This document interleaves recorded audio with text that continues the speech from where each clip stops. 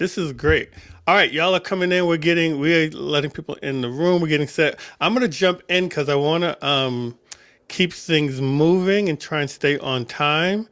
So this is being recorded. Anybody comes in after this, they will be able to catch up. So we're gonna jump in. This is Disco 101. Why we're going to focus on kind of why Disco is the essential tool for sync licensing.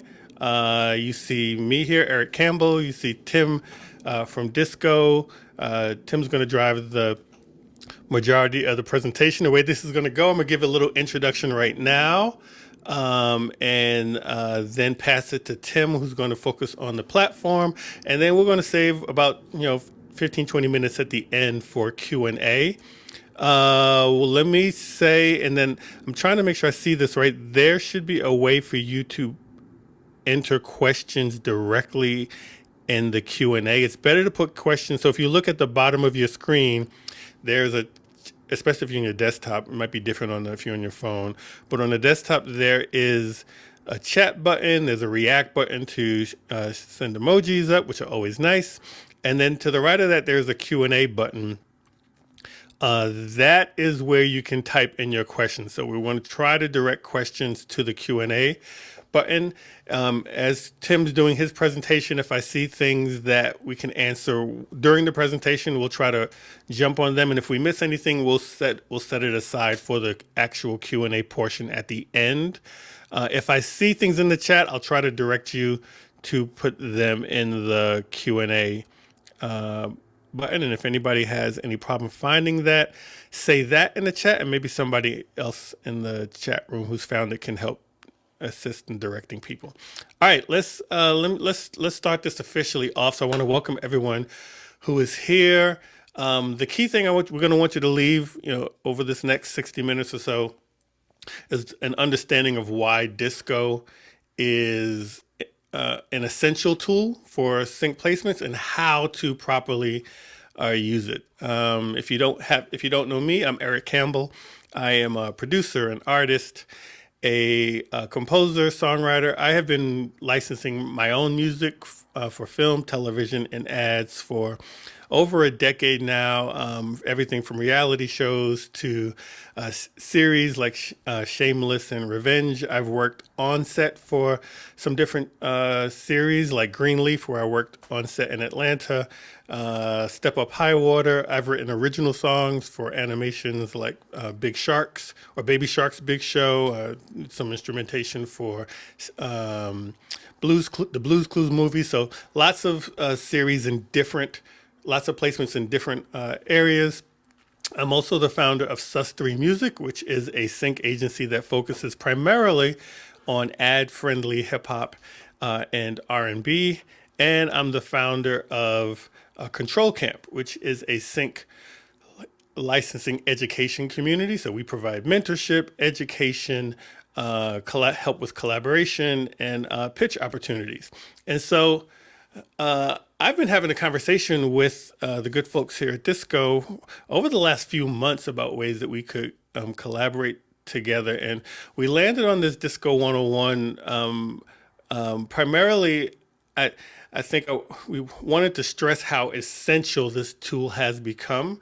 One of the key things about sync licensing, whether you're new to it or not, it's not just about how you make the music, but it's about how your organization, your presentation, the speed which you can turn it around, and your professionalism. This is an industry where relationships matter and presentation matters a lot. And so there are a lot of people who struggled with sync, not always because of the music, but it could be because they're not presenting the music the right way. And so we want to talk about presentation today. I've started using Disco 5 or 6 years ago, and at the time, there were definitely other options, and I've always been a big fan of it. But when I first started using it, it was an option. It was one of the sync optional tools, and I as My position today is that it has evolved to an essential tool for anyone serious about sync licensing. I'm going to tell you a few reasons why.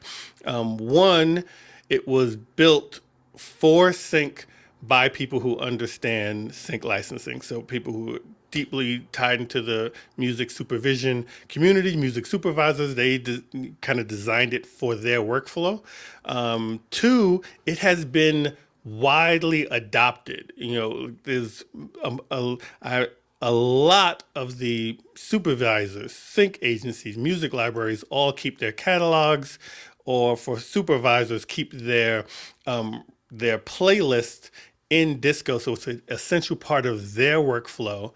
And because of that, I'd say three, there's this professionalism that comes when you are using Disco. Sync is it's an industry where there's a high knowledge bar, and so the supervisors like working with people who understand how the business works. And because of that fact, they tend to look at people who present Disco playlists as, oh, a sign that you might have done the homework to actually understand this business, and you're already coming here with a certain level of knowledge. It's not a guarantee of access, but I think it does help with access because it shows a certain level of information that you have. So whether you're a beginner that's just starting, I think this is going to open your eyes to how sync works and one of the essential tools for it. And if you're intermediate to advanced and you've got a Disco account, I think you're going to learn some features that maybe you're not using or that you could leverage even more. So with that, I'm going to pass the baton over to Tim, who's going to run into the tool. I'll be hanging out in the chat, and then we're going to circle back at the end for some Q&A. All right, Tim, all yours. Hello. Thanks, Eric. Great introduction, and thank you everybody for coming along and having us here. Just to add to what Eric was saying, I guess about the history of disco and where I'm coming from. I I was working as a music supervisor at a company called Level Two. I'm in New Zealand currently. I was in LA from 2016 till 2020 when we launched Disco. But prior to that, I was working as a music supervisor here, actually repping an Australian company in New Zealand with ad agencies. And I was just building relationships with ad agencies to, help them find and license music. And we built Disco as a tool internally for our team to use so that we could put all our iTunes libraries into one place and collectively search across all of our music, receive music when record labels and publishers were sending it to us, and then obviously search, build playlists, and deliver them to the ad agency clients that we were working with. From there, well, we turned it into a SaaS product, something that other people could subscribe to and have their own version of. And then I moved to LA, I guess kind of for fun, because I had lived in New York a bunch and was ready to have some time in LA. And it was just timed up as the right time to show people how disco worked. And so it's just sort of one by one. I was knocking on music supervisors' doors and different sync agents and record labels and what have you, and just showing it to them. And they're like, oh, this is better than iTunes and Dropbox. Maybe we should put our music in here and start, managing our workflow in Disco. It's grown from there. And fortunately, it's just working and worked for everybody in a pretty significant way and has been really well adopted. And it's cool because I get to go to Japan and Korea and cool places like that now and help them kind of shift their workflows, because right now it's like in Japan there's a lot of CDs still flying around, and all the knowledge about a catalog is just in their head, not kind of in a search system. So that's kind of where we're at over the last 10 years. And then just about sync specifically, like disco is used much more broadly than sync. It's A&R, it's promo, pitching to DSPs, radio, artist managers use it, artists and producers, a whole lot. But it started in sync, and it's still like really the fastest and easiest way for managing a sync workflow.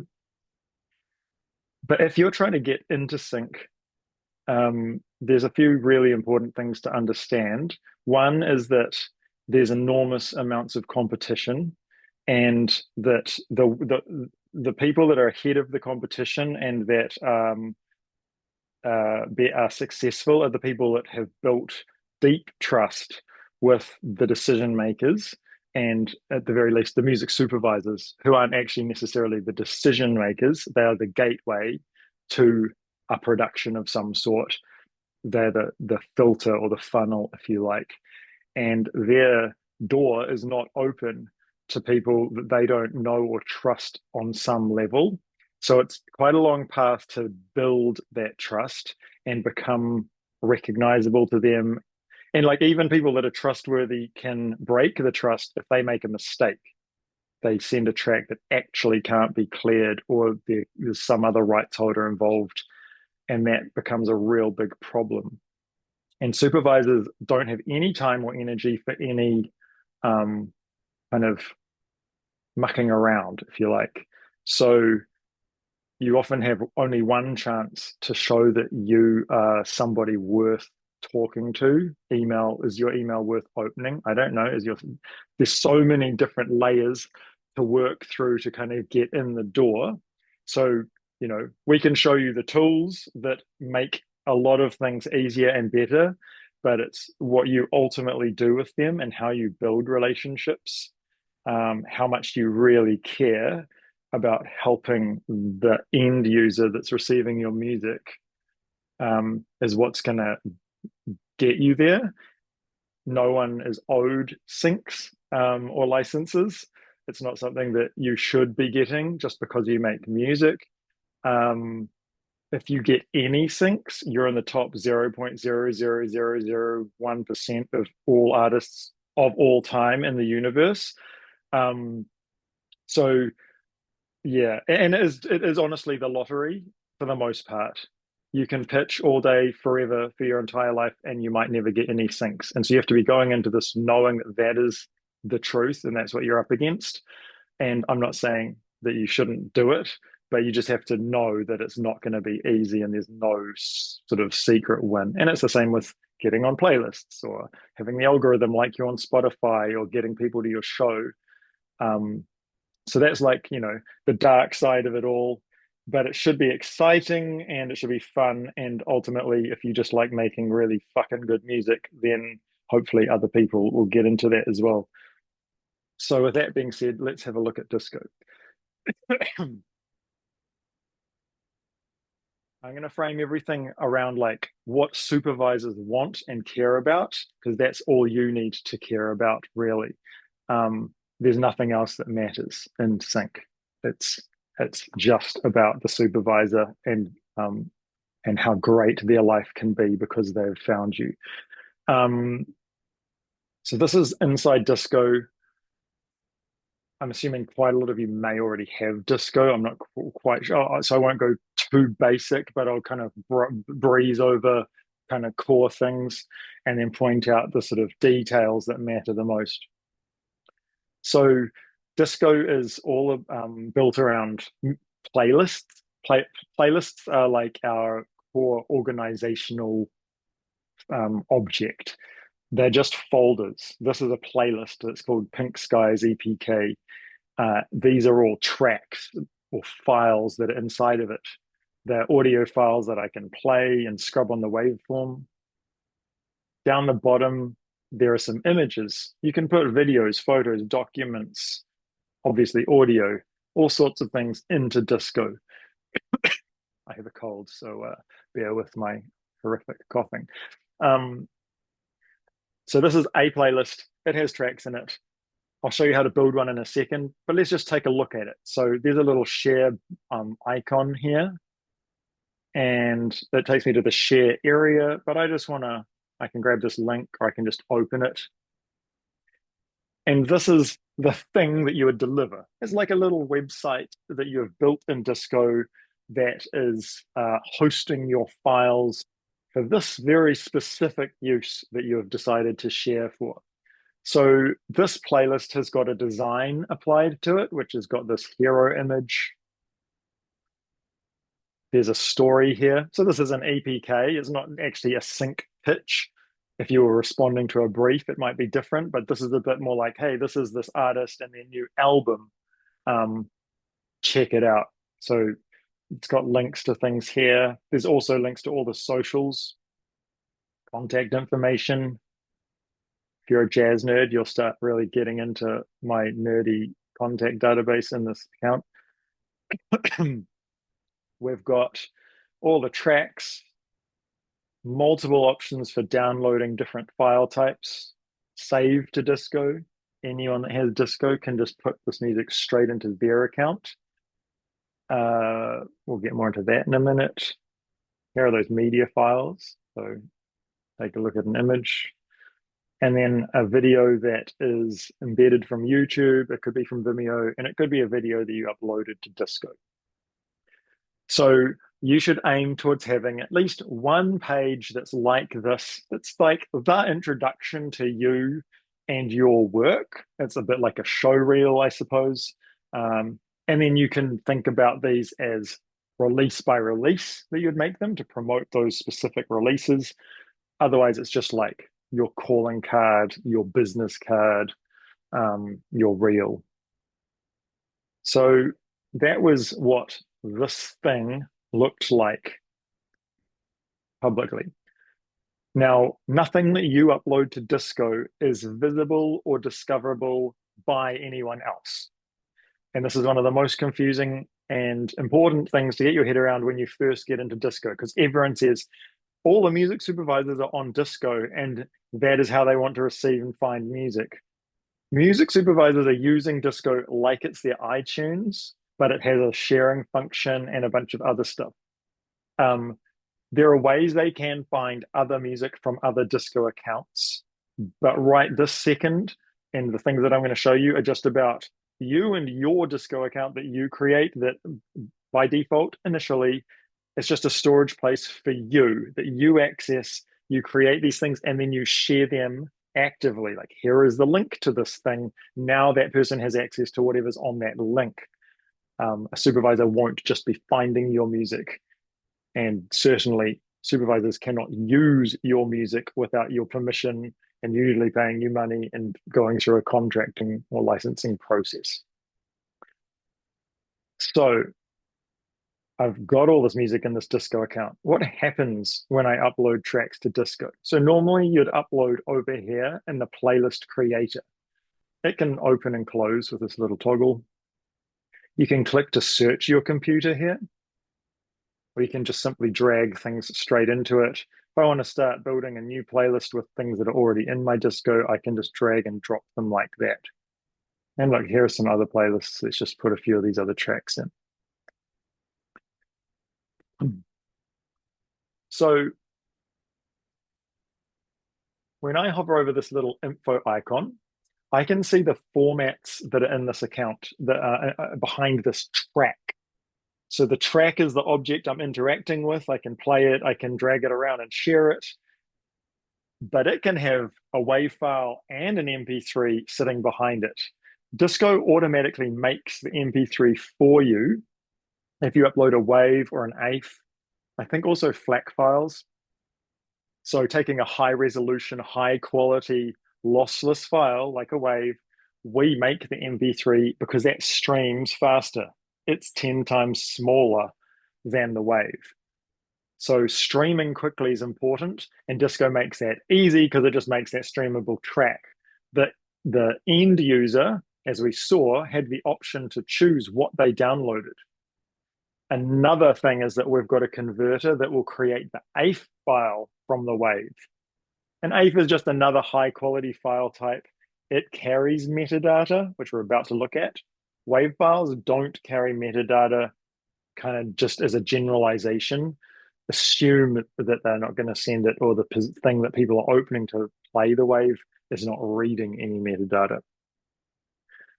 So I've got my files in.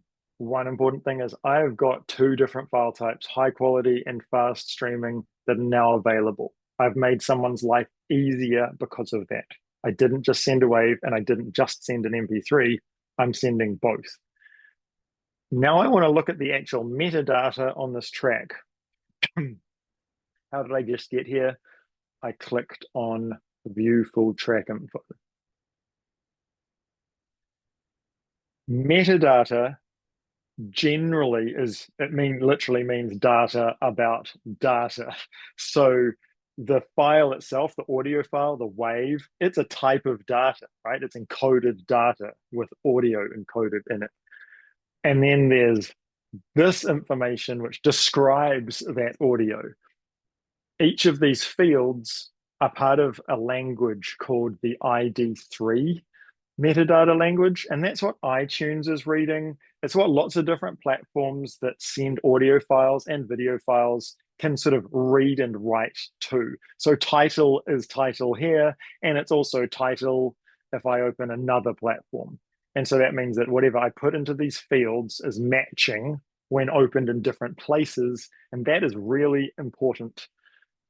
So putting the correct information in the correct field is something to think about doing, and not putting a whole lot of random stuff in the title or random stuff in the, genre field.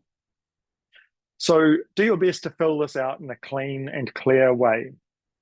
If there are featured artists, you put them in the title, not in the artist field, generally. So it's the main artist is Pink Skies, but it might feature, Michael Jackson or something. So that's how you do that. Same for if it's an instrumental, put that in the title, remix, explicit. Those are sort of good title things. Other than that, it's just the title. It's nice and clean. If it's unreleased, it's demos and mixes going through different versions, then, putting in your versioning numbers in the title is also useful. Add artwork. It makes everything look better. This track on the side doesn't have artwork. It's a little ugly. These all have art. They stand out. They're a bit more unique. If you don't have artwork, just put a picture of yourself there. It's fine. Most importantly, your contact information should be in the comments field. If you share your music and you don't have your contact information in it, you look really, really amateur. Like you don't know what you're doing. Because here's the sort of the steps of things. You might get a music supervisor's contact information and you might choose to share music with them. When you share the music to them and email them, there is almost 0% chance that they're going to see or open your email, because they also received 100 other emails at the exact same second that you sent yours. They are slammed with emails all day, every day by everyone in the universe that wants syncs. So don't assume your email is going to even be opened. It's as you follow up over time and send a little bit more useful information that eventually they'll see that and maybe they'll open it. On the off chance they do open your email and read it and decide to click the thing in the email, which was probably going to be a disco link, just them clicking is like a miracle, okay? But then they click it and they can have a listen to your music and get your vibe. If they like it, they're going to save it to their disco, or they might download it if they're on some other platform. Once they've got that music in their disco account, they may never open anything else you ever share to them again. But in a year from now, or 2 or 3 years from now, and they're doing a search, your music might come up because they've saved it to their disco.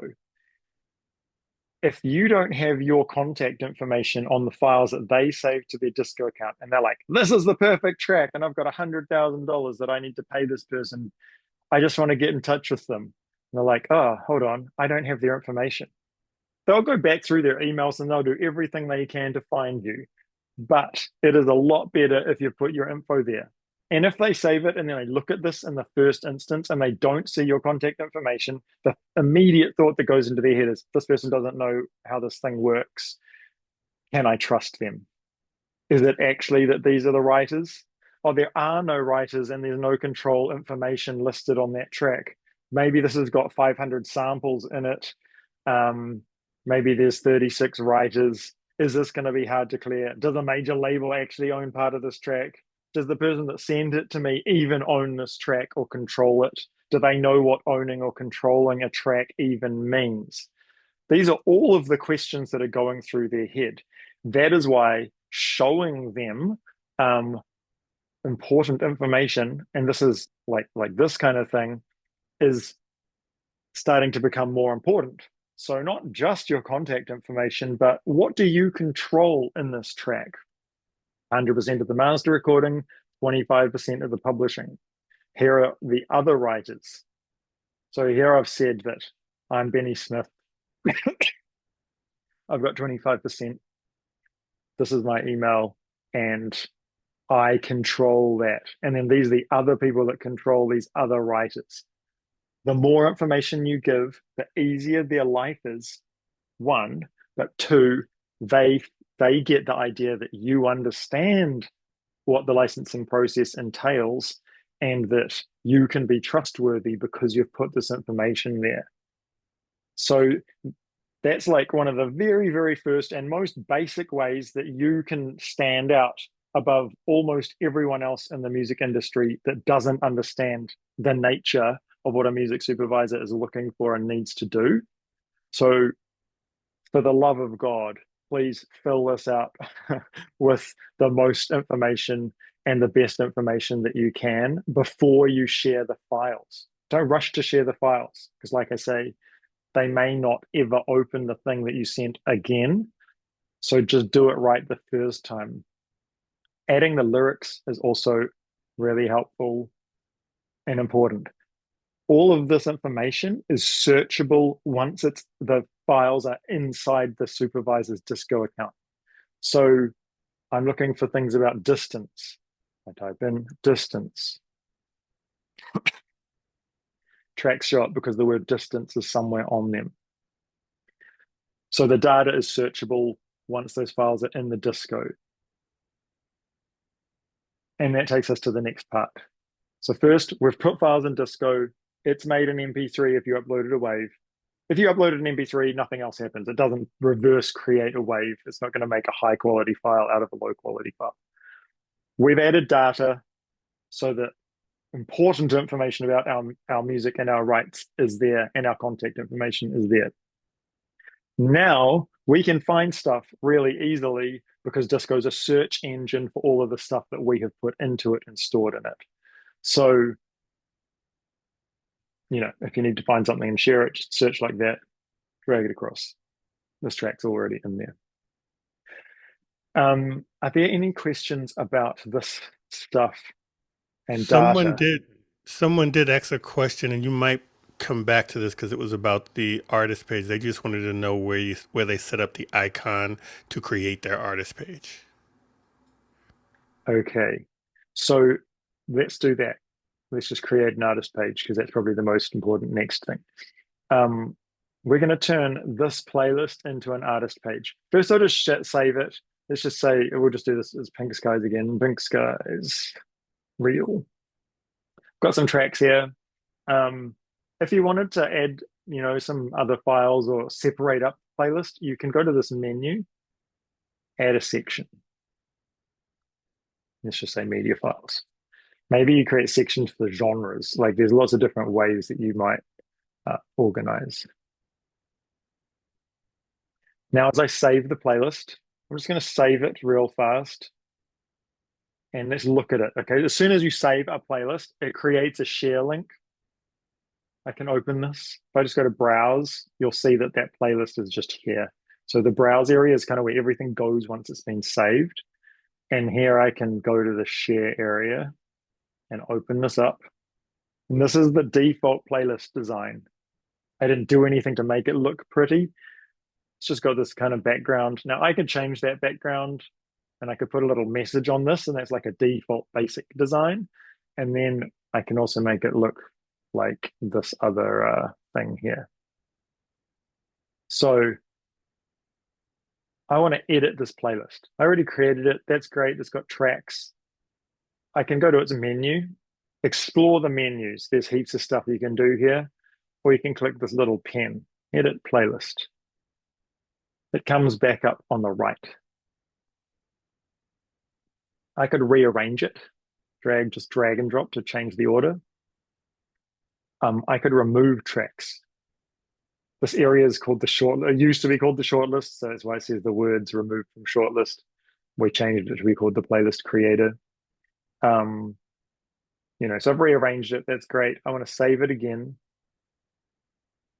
A playlist is a folder for organizing, but it's also a delivery system. So it has this presentation option. Default playlist design. So that's currently what it's set to, and there's no theme. Let's just use this saved theme. Then you can create a new one. Look, new theme, add a background, add a logo, set as default. Listen to track 3 from 2 minutes.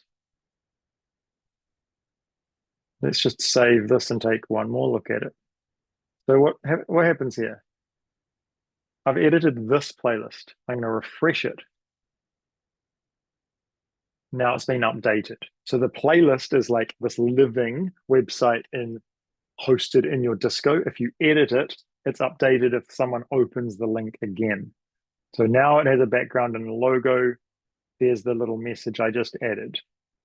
This is the default playlist design, and it's the type of thing that you would use generally when you're just like if you were reacting to a brief that you got.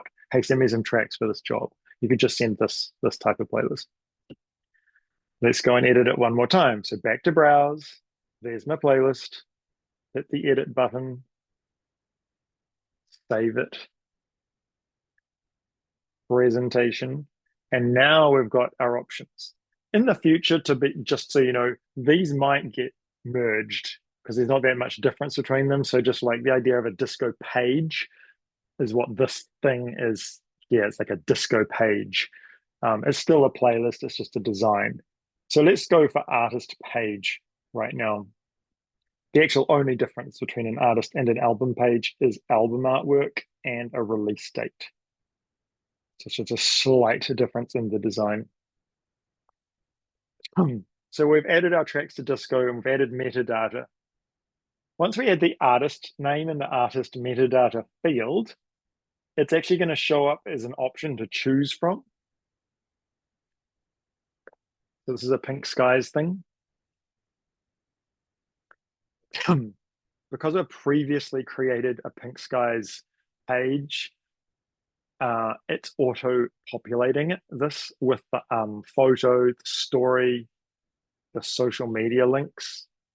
But I can change it all here. I could like get rid of all this stuff, write something new. I can change this image to a different image. So I don't have to use the thing that just shows up by default. It's just for saving time. So add your hero image, write your story. Story is really important. What's unique about what you're doing? Why do you do it? How would you describe it?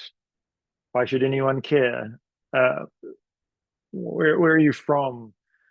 The things that make you unique as a human are the things that people are interested in.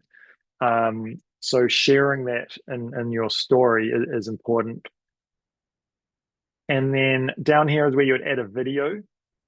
So it could be a video you've uploaded to Disco, or it could be a YouTube link or Vimeo. So that's essentially the steps to design the page. Save and open.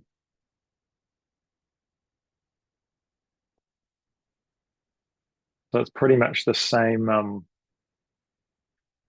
design for the most part.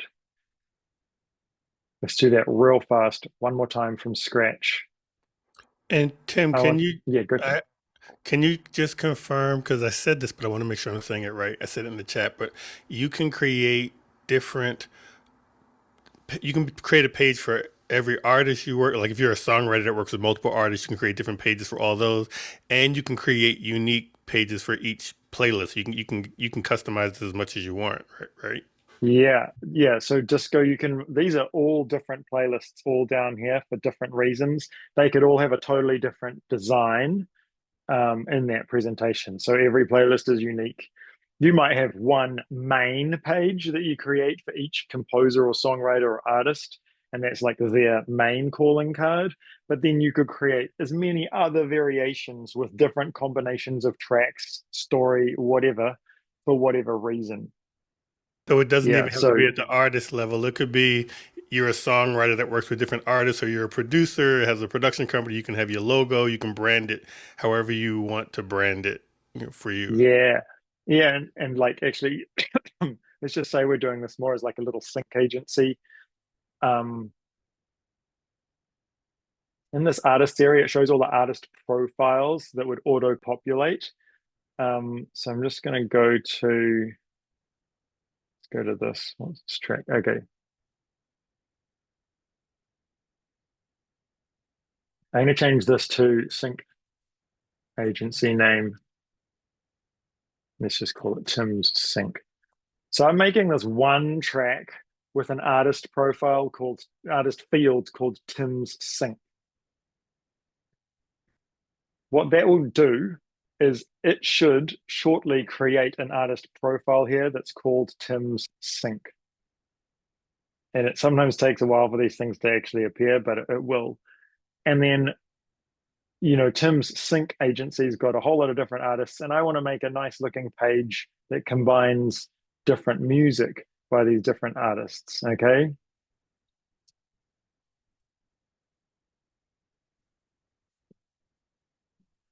So highlights from my catalog, presentation, artist page. Now is it here? It's not here yet. That would appear as Tim's sync soon. I'm just going to choose one of these. See here, it hasn't auto-populated it because I never used that profile before to like make a page. So you can see that it gives you the option to import the image. I've got something here, nothing exciting. We can import our image, add the story, create that page. Hey, that's fun. Let's refresh this. Disco's having a cow. Hold on. There we go.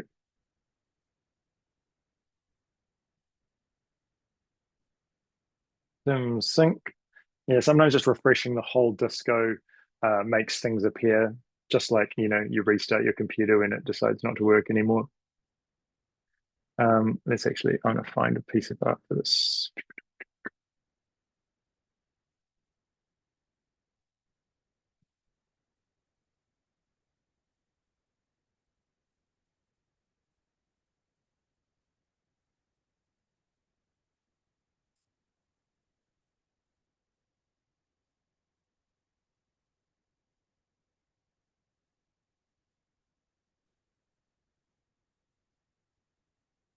Okay, so we've just created a new catalog, and now this one is, you'd probably put some other image there or whatever is like, works for your brand.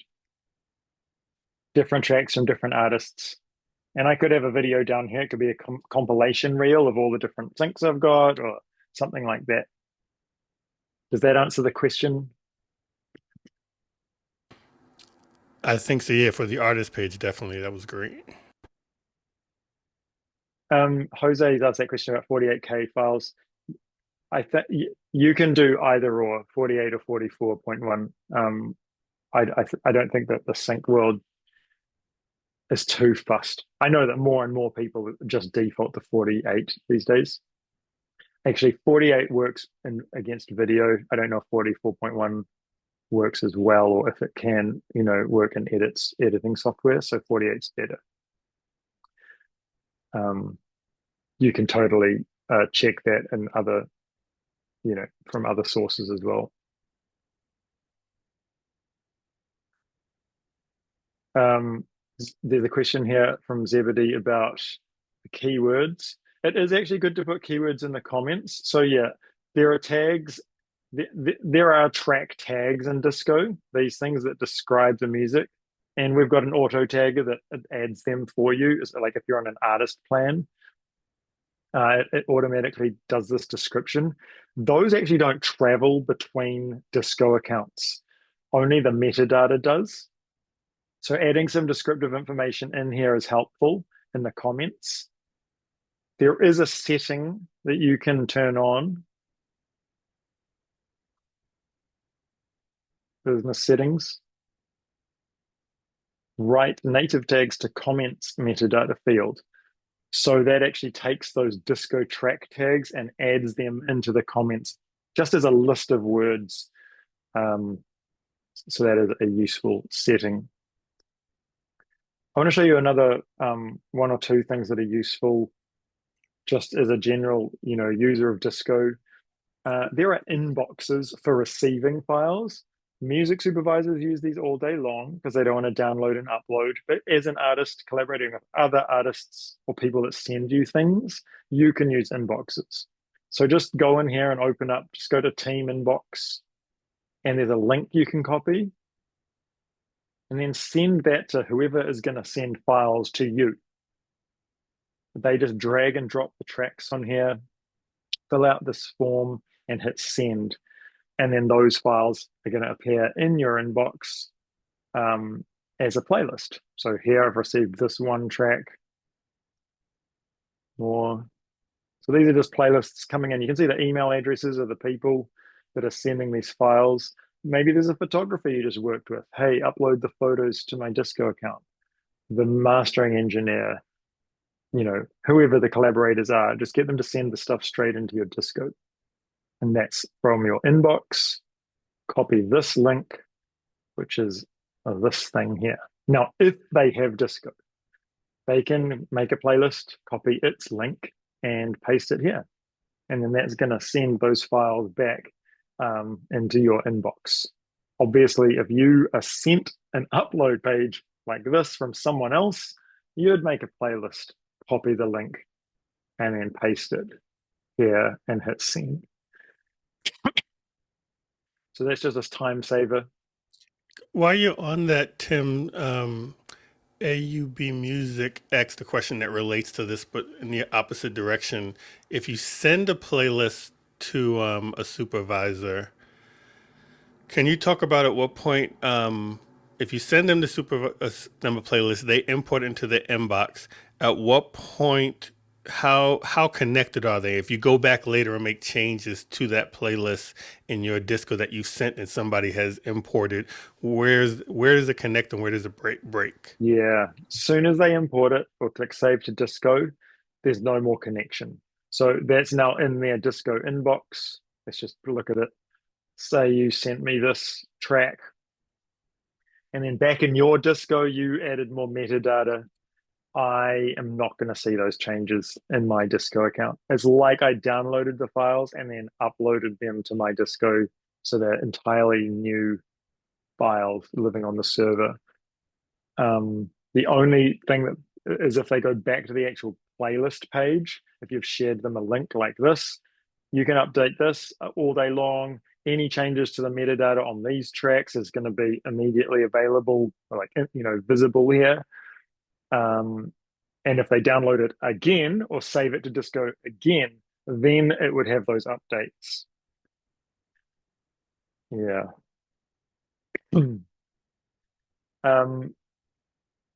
Now, if you after you've shared something, go to the stats from the menu. You can see there's another step to actually divide out all the different people that you're sharing with, but you can see who streamed which tracks, who downloaded which tracks.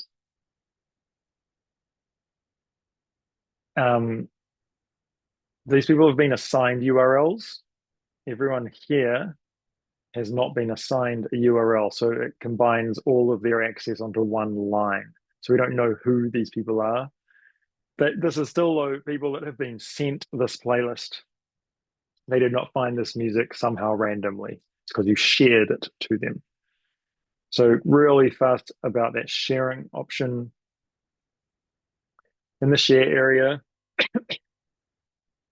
there's just this generic link that I looked at the very beginning, and that's not assigned to anyone. I could share it with 1,000 people and they'd do stuff and it would just show up as other recipients did things.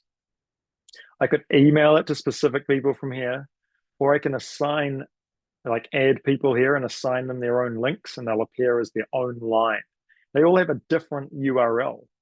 They all lead to the same playlist, but because the URL is different, their activity is separated from everyone else's. And that's how I can see, oh, Sunny did this, Ella did that, Polonius did this. I can disable one of these links so that Sunny can't access theirs anymore, but everyone else can still access their own links. So it's kind of a nice little security precaution. A common thing that people ask about is, oh, can I make it so that people can't download my playlist? And yes, you can. Here's the option. Just make it streaming only. So it's like unreleased stuff you want to share just so people can listen to it. Make it streaming only. There's no download options. There's no save to disco options. So that is something that you can toggle on and off.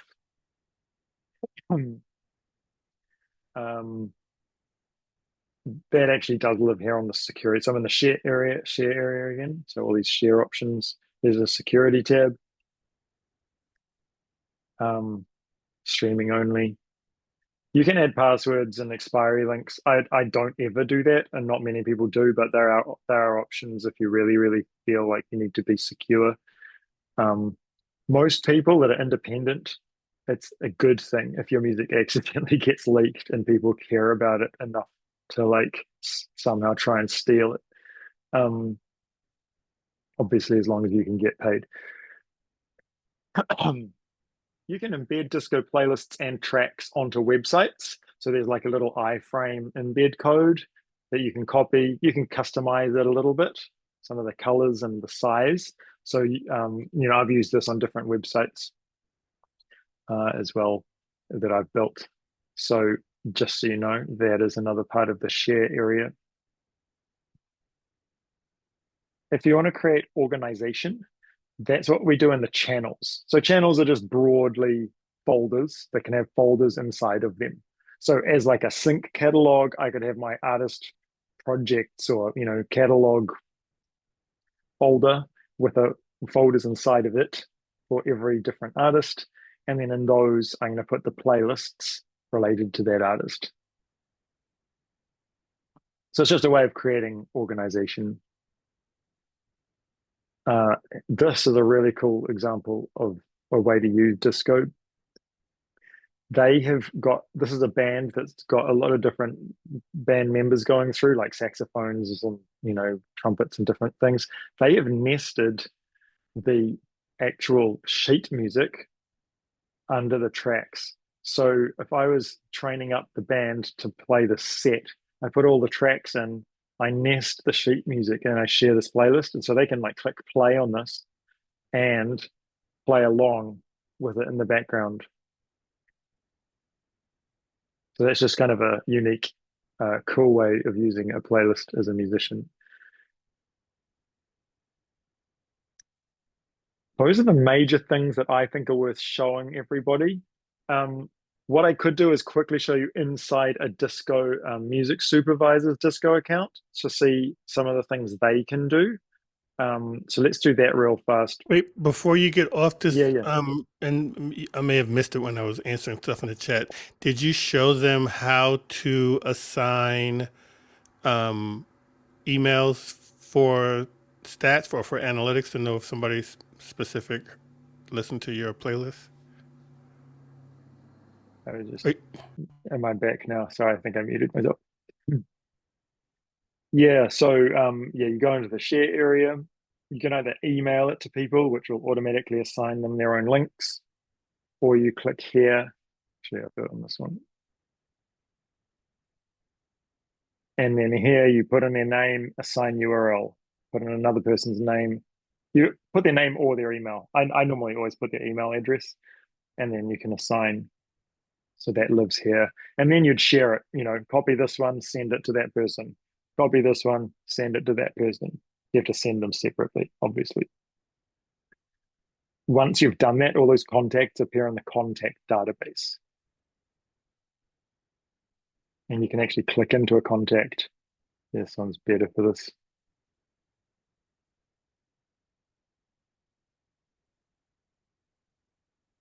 And you can see all the playlists you've shared with that person.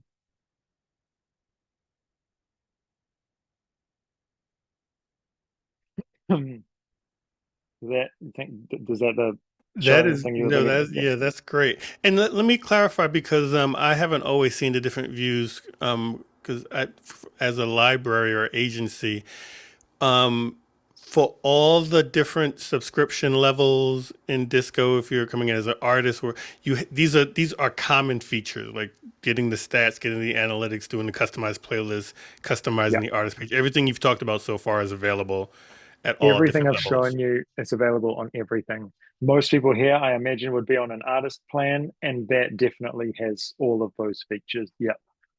Um, yeah. I don't think there's anything I've shown you that isn't on all those plans. Yeah, there's more That's like unique things.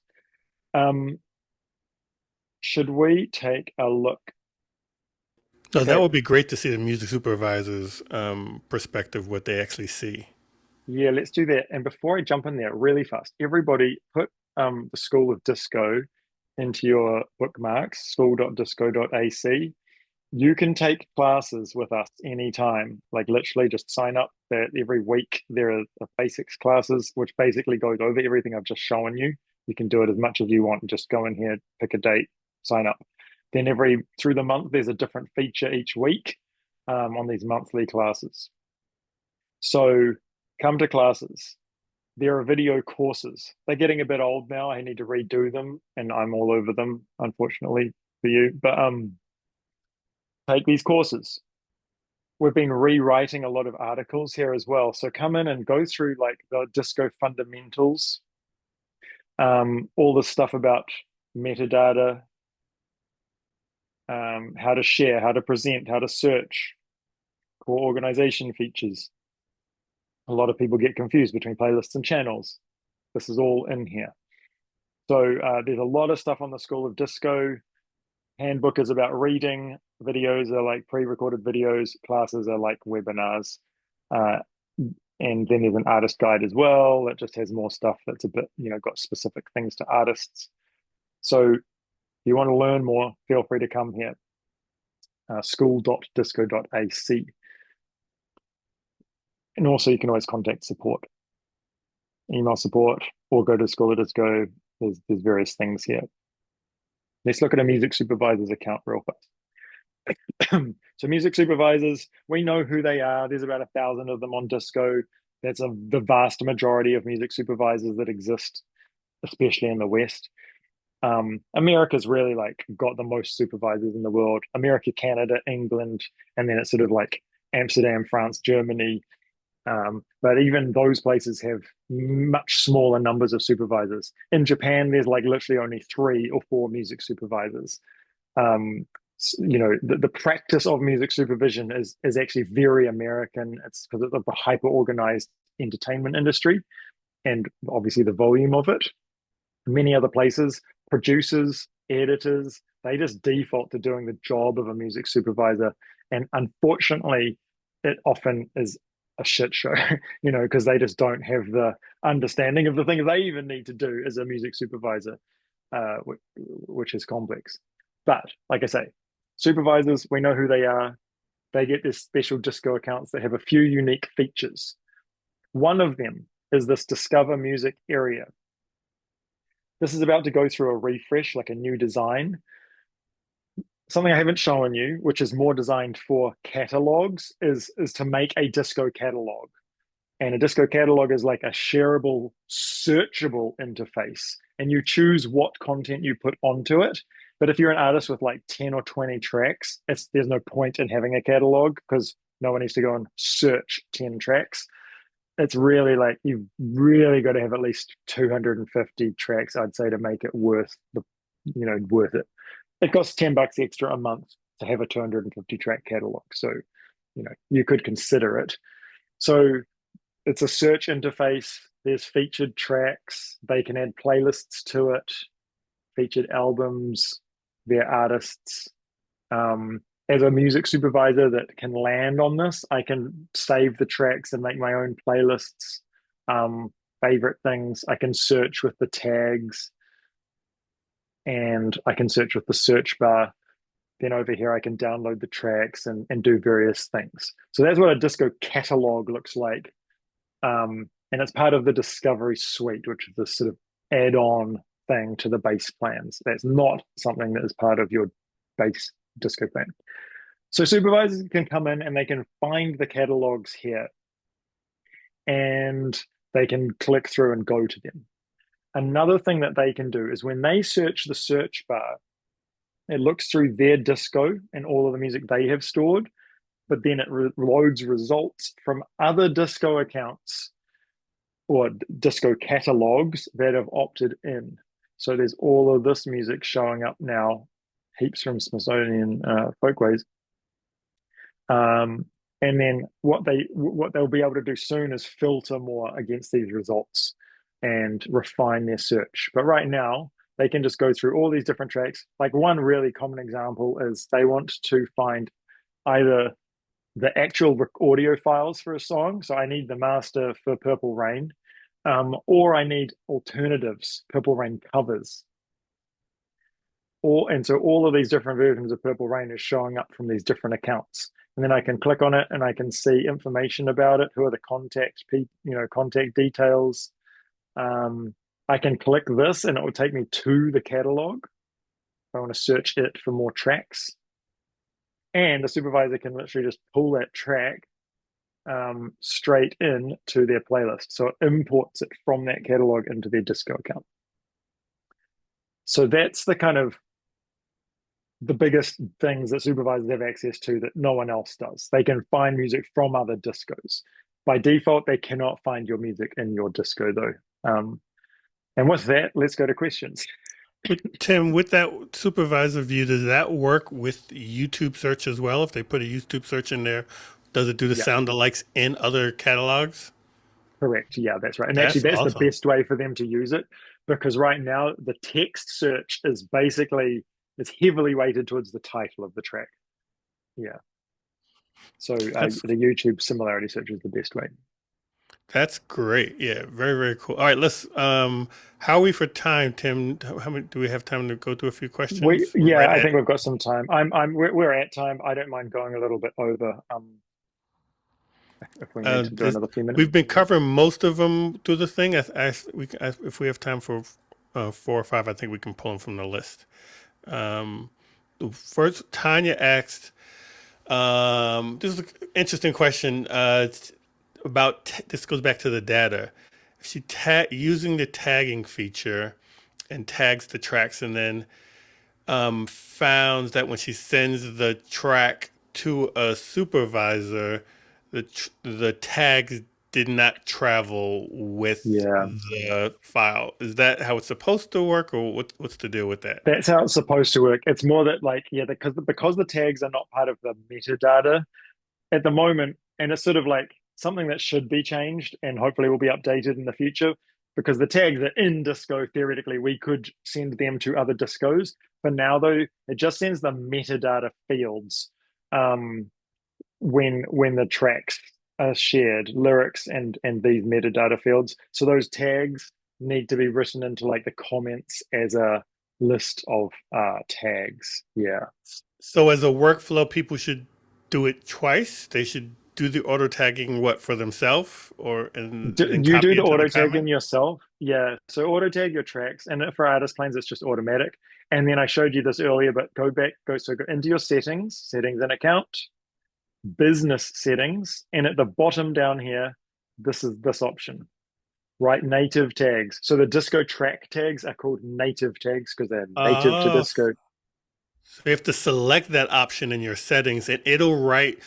So does that's for meta? That's for tags. That's for is that for writers' information as well? Like, will it write? There's actually a secondary option for writers information there. Here's this one, writer split from writers tab to the composer field.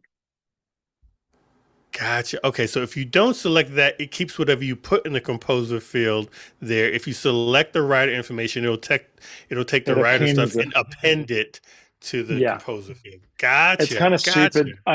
It doesn't look very good though, because the composer field is sort of cut off. You can write off the end of it, you know? So Right. so it's no good that all that stuff is down there because I can't see it, but it will be there, and it is searchable. I generally actually suggest putting all this stuff down into the comments, because comments continues to expand. So comments is much better for a lot of information. Gotcha. Okay, that is great. Let's see if what I'm missing else. Because somebody else had that writer's information, so that answered them. I don't know if I follow this question, but there's a question that says, any plans to add alias renaming for nested files? Yeah, so the alias thing is a very specialty feature. Nesting in Disco at the moment isn't finished, and there's quite a few bugs or holes with the design, like editing metadata on nested tracks, bulk editing nested track metadata, alias metadata on nested tracks. So right now, alias metadata is the ability to change the metadata for the tracks, but only in this playlist. So Hmm. just for that one use, and not change the data everywhere else that those tracks are. And you can edit the track titles and stuff individually, but nesting isn't showing up here. That is being worked on. So yes, the answer is yes. It's just there's a lot of bits and pieces to fix with nesting at the moment. That's why I haven't even bothered showing it to you, because for now, don't worry too much about nesting. Someone asked if you rep yourself and another catalog. So I guess you have your own music and you have a catalog of music.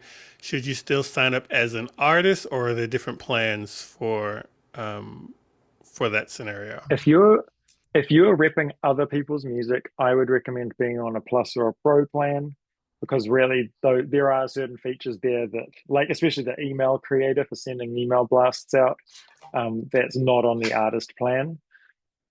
If you're just an artist and it's just a few people you're working with, then just stay on an artist plan. That's cool. I mean, artist plans have basically unlimited track storage. Um, it's designed to try and be more like Dropbox for artists at a very insanely low price.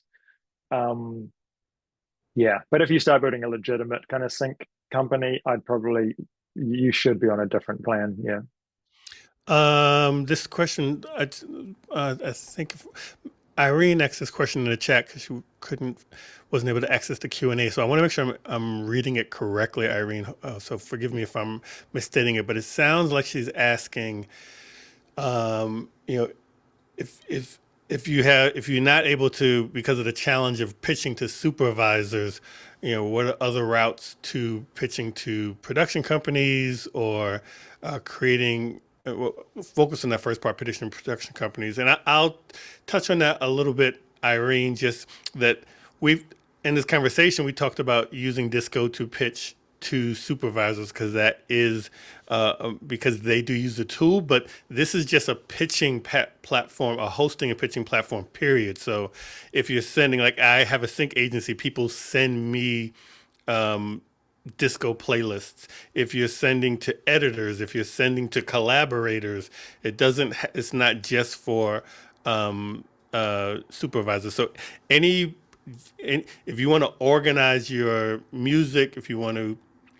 put the symbols and metadata together and put it in a professional package, if you want to use the presentation features to put a nice polished look on it, and then send that out via email send that link out to whoever you want, then that's the way that this should be used.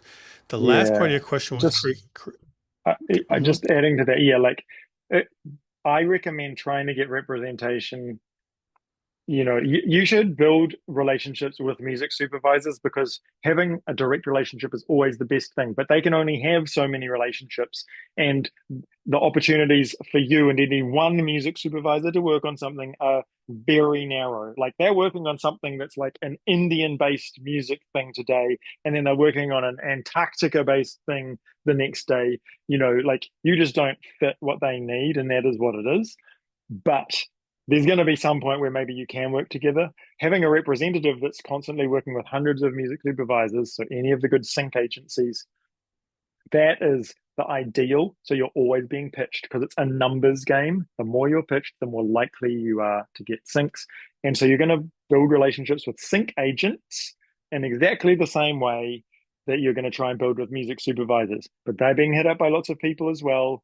But they want to have good music. They want to expand their catalog. And if you show them, here's my music, it's on disco, it's got all the data, they could instantly just like do a deal with you to represent you and put that straight into their disco and start pitching it. You've made their life extremely easy, and you're showing them all the things that they want out of an artist, which is that you know how it works and that you want to make stuff happen, and that you're not going to be like a barrier to making things happen because you're like, oh, I don't know about that, maybe not, I can't be bothered getting you that information.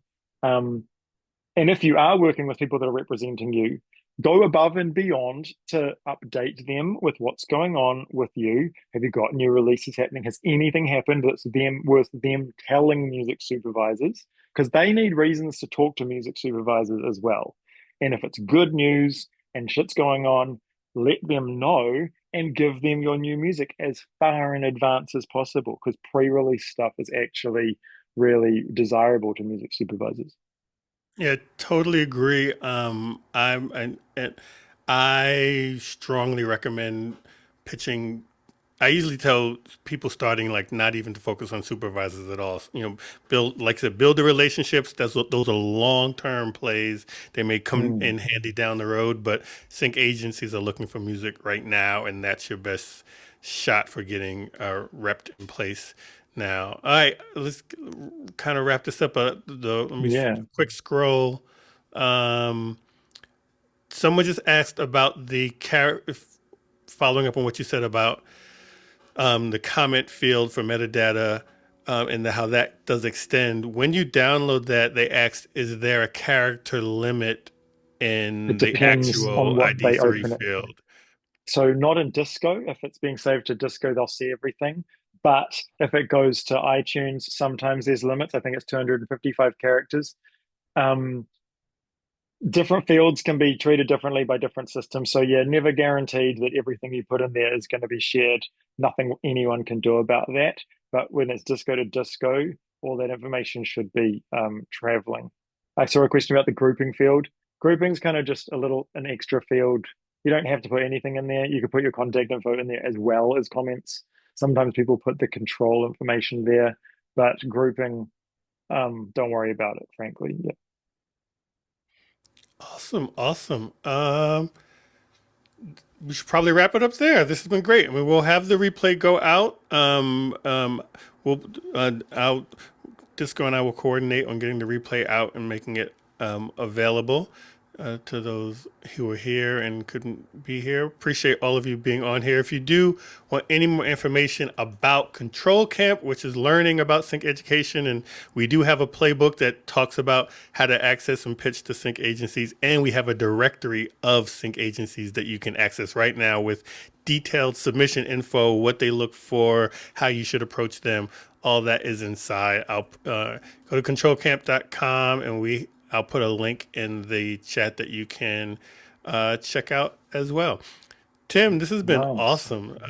Yeah, Um, where should people go? I will do a follow up email just to send people who have questions about disco that they can follow up. Is there any other specific thing you want to leave them with now? I'd just say know that it's a long game and keep working on it. Like, you're going to create music for your entire life.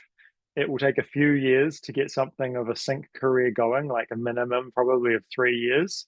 So just like chip away at it and start getting organized. Disco is going to be there in the background. Think of it as your bank account, and it's got everything that you own safely stored with all the data, and you only enter it once and it's done, and you can use it anytime, access it anytime. There's a phone app. So, just go to the disco.ac website. Eric has a link he could probably share you that is like a referral link to create your disco account. If you use that, you'll get a $20 credit as well if you use his link. Um, and yeah, I think just keep cracking away. Keep cracking at it. Cool. Thank you all for jumping in. I hope this has been helpful. Message me, especially those of you who are already in Control Camp, message me. Let me know how you feel about this. I'll probably send out a follow-up survey. And let me know what other more, if we need to come back and do more details, send me messages so we know what we need to talk about Do next time. V2. Thank you Thanks, so much, Eric. Tim. Y'all have Cheers. a good day. We'll see you all later.